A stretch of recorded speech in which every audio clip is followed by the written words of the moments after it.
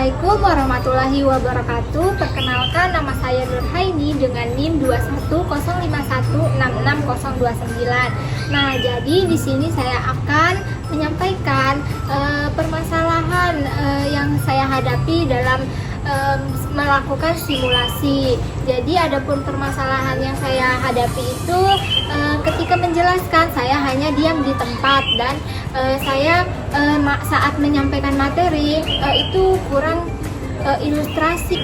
Nah, jadi solusi yang dilakukan yang pertama itu sebaiknya saya itu ketika menjelaskan sebaiknya itu melakukan variasi, tidak hanya diam di tempat. Lalu ketika menjelaskan itu harus memberi contoh ketika menjelaskan.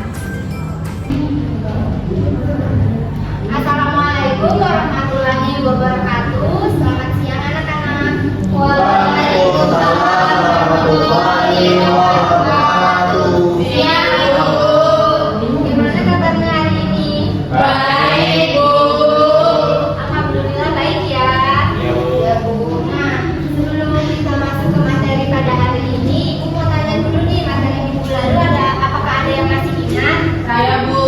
Iya, jelas. Masa praksara Bu. Iya, benar ya. Jadi minggu lalu itu kita sudah belajar mengenai materi masa praaksara. Nah, jadi pada hari ini kita akan belajar tentang teori-teori masuknya Hindu Buddha ke Nusantara. Nah, sebelum kita masuk ke pelajaran, Ibu ingin bacakan dulu tujuan pembelajaran kita pada siang hari ini.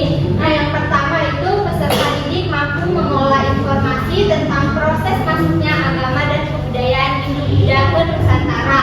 Yang kedua, peserta didik mampu menganalisis berbagai teori-teori masuknya Hindu Buddha ke Nusantara. Nah, selanjutnya Ibu akan menayangkan video pembelajaran kita pada siang hari ini. Tolong kalian simak baik-baik ya. Jangan main HP ya.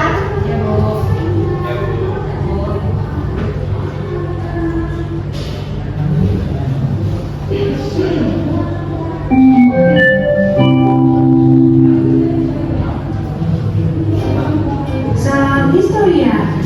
Kali ini kita akan membahas mengenai proses masuknya kebudayaan Hindu Buddha ke Nusantara. Kebudayaan India tidak hanya mempengaruhi cara beribadah masyarakat Nusantara, tetapi juga memberikan beberapa peninggalan lain. Misalnya, kerajaan yang pernah berkuasa, tempat keagamaan, prasasti, cara hidup, dan masih banyak lagi. Namun, tahukah Anda mengenai bagaimana proses masuknya kebudayaan India ke Nusantara? Menurut para ahli sejarah, cara masuk dan proses penyebaran kebudayaan Hindu Buddha di Indonesia ada 5 teori, yaitu yang pertama, teori Brahmana. Teori ini dikemukakan oleh Pandana. Ia mengemukakan bahwa para kaum Brahmana diundang datang ke Nusantara karena ketertarikan raja-raja yang berkuasa dengan ajaran agama Hindu dan Buddha. Sehingga raja-raja tersebut mendatangkan para kaum Brahmana untuk mengajarkan agama tersebut untuk raja dan rakyatnya. 2. Teori Vaishya dikemukakan oleh F.J. Fromm yang menyebutkan bahwa para pedagang yang beragama Hindu dan Buddha penyebar utama agama tersebut di Nusantara. Karena perdagangan pada zaman dahulu menggunakan jalur laut dan bergantung pada angin, ketika para pedagang ini menetap di Nusantara, mereka memperkenalkan agama dan kepercayaannya kepada masyarakat. Ketiga, teori kesatria.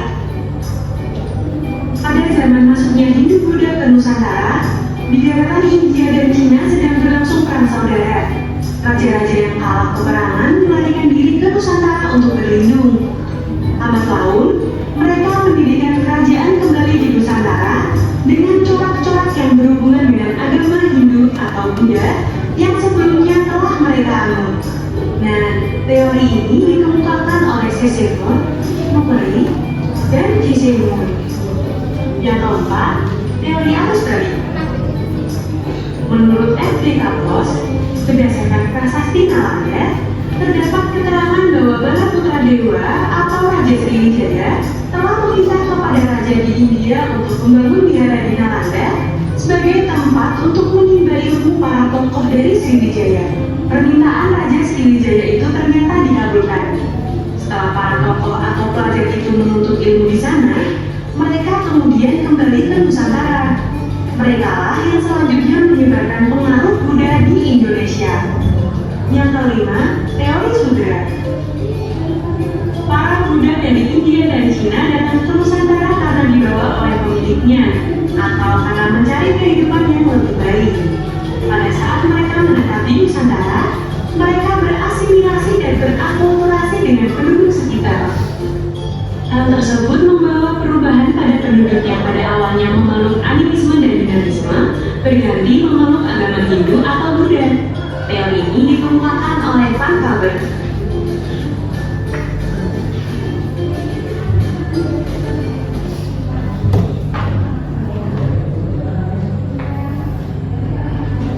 Oke, karena kalian sudah menyimak videonya baik-baik, Ibu mau kalian memberi kesimpulan dari video tadi. Apakah ada yang bisa menyimpulkan? Kalau tidak ada, Ibu tunjuk ya. Mungkin Nadira bisa. Bisa Bu.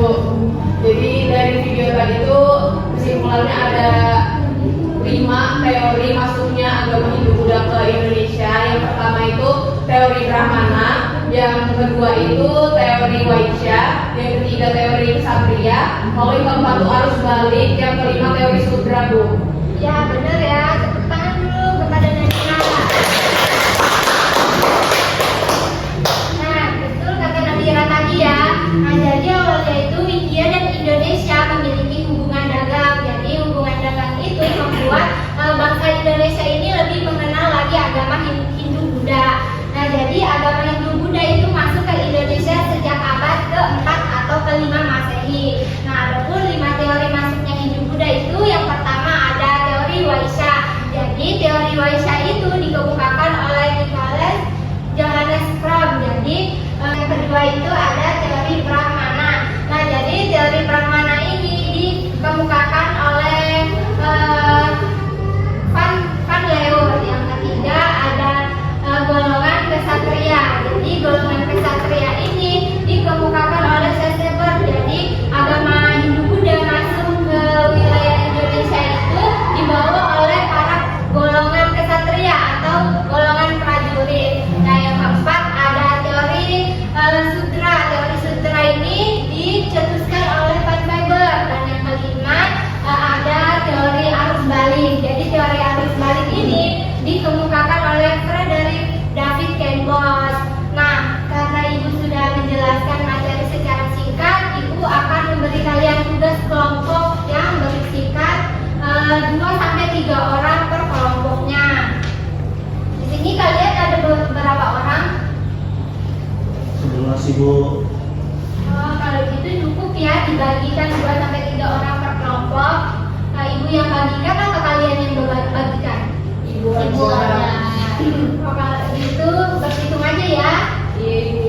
Mungkin bisa dari Ica. 1, 2, 3, 4, 5. 3, 4. 1. Oke, bisa berkumpul dengan teman kelompoknya ya. Iya Ibu.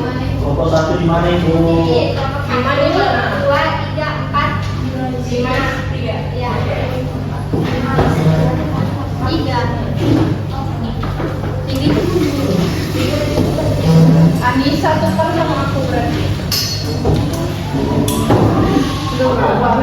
Aku 5. 2. 4 siapa? Mana? Di sini ya.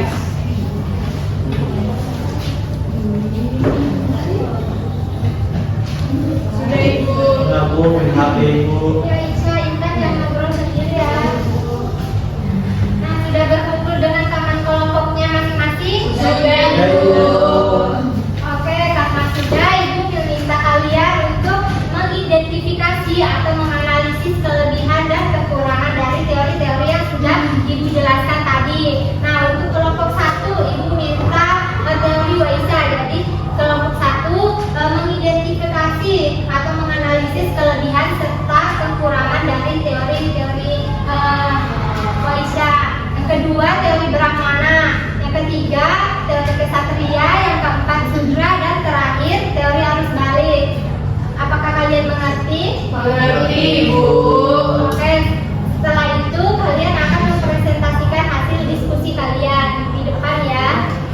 Ibu.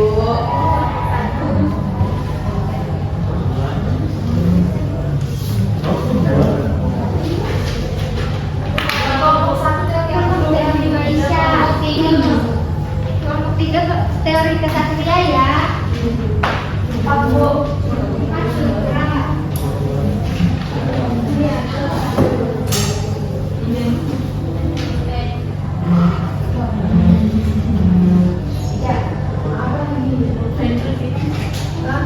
Ibu beri kalian waktu 7 menit untuk mengerjakan tugas ini ya.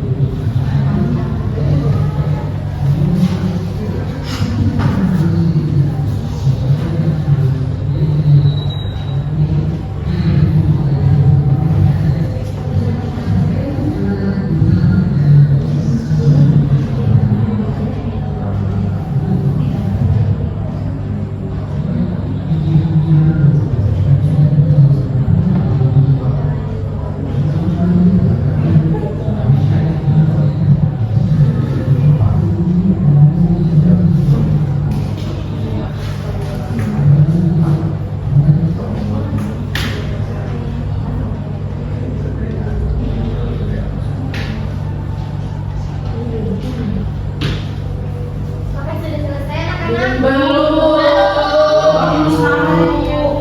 2 menit Ibu. Amin.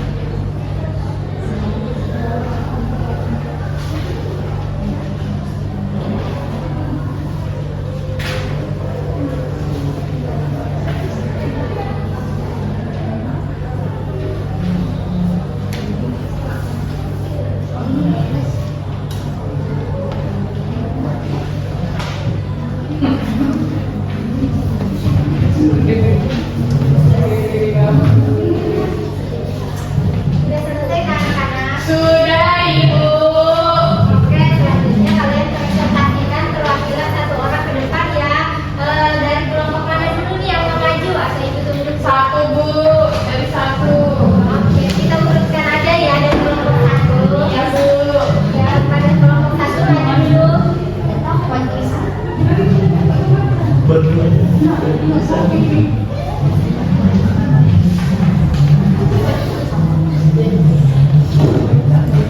Kelompok satu dari teori Waisa, kelebihannya di sini banyak sumber daya alam Indonesia yang membuat para Waisa ini atau para pedagang ini tertarik untuk melakukan jual beli di Indonesia. Pada saat itu, kebanyakan pedagang yang datang ke Indonesia ini berasal dari India yang merupakan pusat agama Hindu, sehingga ketika mereka berdagang, mereka juga menyebarkan ajaran agama Hindu ke Buddha. Kemudian kelemahannya di sini teori Waisa diragukan kebenarannya jika para pedagang yang berperan dalam terhadap penyebaran kebudayaan, maka pusat-pusat kebudayaan mestinya hanya di wilayah perdagangan saja seperti di pelabuhan, pusat-pusat kota di dekatnya. Kemudian kenyataannya di sini pengaruh kebudayaan Hindu ini banyak terdapat di wilayah pedalaman dan dibuktikan dengan kerajaan-kerajaan yang bercorak Hindu. Ini awalnya dari kelompok satu. Ya masih bagus ya jawabannya. Itu tadi kelebihan dan kekurangan dari teori Waisa. Tepuk tangan dulu kepada teori Brahmana ya.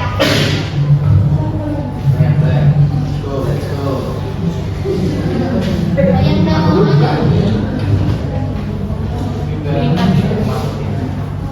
lain kali dimasukin ya bajunya saya. Biar si masuk gitu. Oh ya. Masukin biar rapi. Ini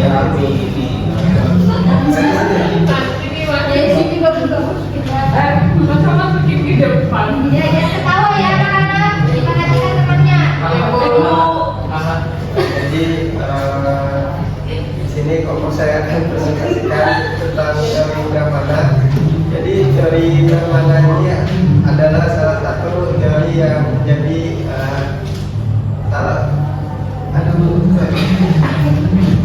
Menjadi salah satu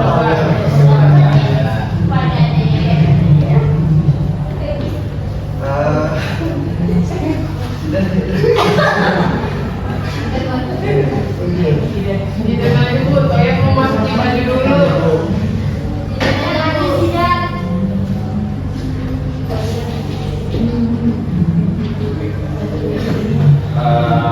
Brahmana yaitu agama Hindu Buddha dibawa oleh golongan Brahmana. Kelebihannya golongan Brahmana mengetahui agama Hindu Buddha baru paham bahasa Sanskerta. Kekurangannya ada aturan jika Brahmana mengarungi laut, status Brahmananya akan hilang. Ya. Ya, ini ya dari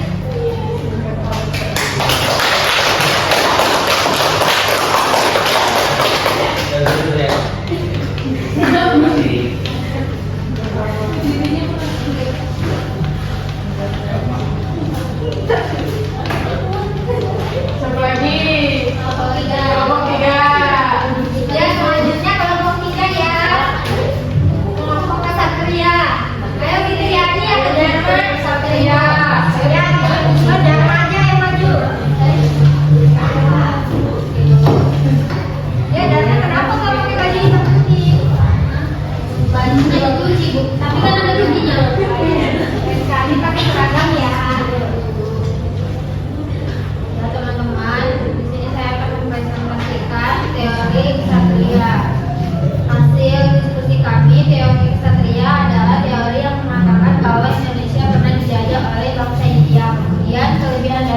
Satria ini teorinya semangat berpetualang dan menaklukkan daerah lain.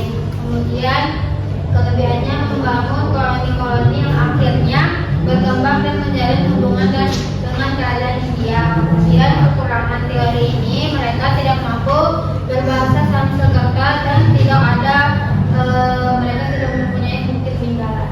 Ya bagus ya jawabannya dengan selanjutnya kelompok 4. Ada Desi, ada Desi. Ayo perhatikan temannya ya. Iya Ibu. Ya, kelompok kami membahas teori Sudra. Untuk kelebihannya sendiri, teorinya mendeskripsikan mobilitas sosial. Maksudnya, sebagian dari mereka ini bekerja sebagai budak dan ingin memperbaiki hidup atau mengubah nasib di tempat lain. Kekurangannya, kasta Sudra tidak terlalu memahami agama itu, kemudian tidak mengerti huruf Pallawa dan mengasih Sanskerta, dan merupakan kasta terendah. Ya bagus ya jawabannya sih, hanya saja kurang lengkap ya. Nanti dilengkapi lagi. Jadi tangan dulu buat temannya. Nah, kelompok terakhir teori arus balik. Ayo maju silakan. Jadi hasil analisis kelompok 5 ini tentang teori arus balik ada 3 kelebihan sama 3 kekurangan. Kelebihannya yang pertama tuh menjelaskan peran aktif bangsa, karena teori arus balik itu kan dia dari India, dia belajar baru kembali lagi ke Indonesia. Jadi orang bangsa Indonesia tuh aktif juga gitu loh menyebarkan agama Budanya ke Indonesia, gak cuma orang India. Lalu didukung sama bukti sejarah prasasti Nalanda tadi. Terus menjelaskan juga variasi budaya Hindu Buddha di Indonesia karena mereka belajar langsung di India. Jadi pasti variasi pelajaran agamanya tuh lebih banyak dibanding yang teori-teori lain. Lalu yang kekurangannya itu juga ada 3. Yang pertama kurang menjelaskan peran pedagang India. Padahal kita tahu pada saat itu peran pedagang itu penting banget gitu. Nah yang kedua memperdebatkan sifat pasif masyarakat Indonesia. Nah masyarakat Indonesia saat itu masih belum semuanya berpendidikan, jadi pastinya nggak semua itu menyebarkan agama, pasti ada yang masih pasif. Lalu yang ketiga kurang menjelaskan proses asimilasi. Itu aja Bu kalau dari kelompok 5. Ya bagus ya Nadira, jawabannya sangat lengkap. Ya, Dulu kepada makasih, Bu. temannya.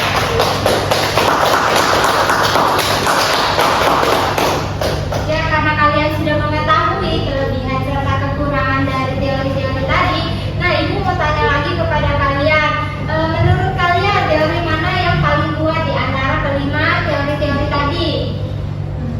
Saya Bu, kalau Ya. saya Waisyah Bu.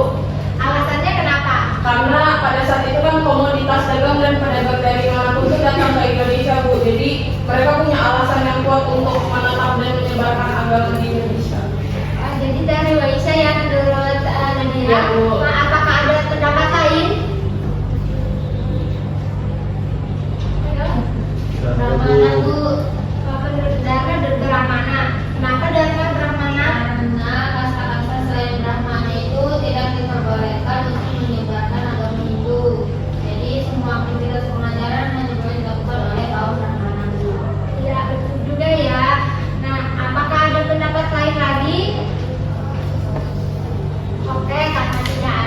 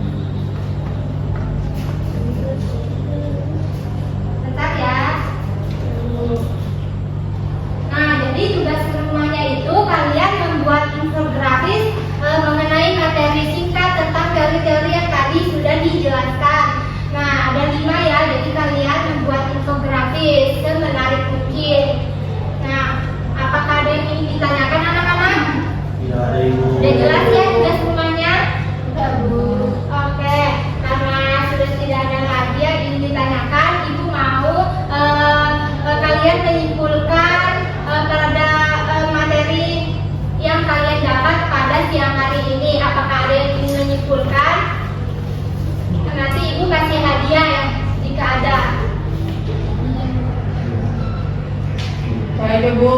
Ya, Nadira.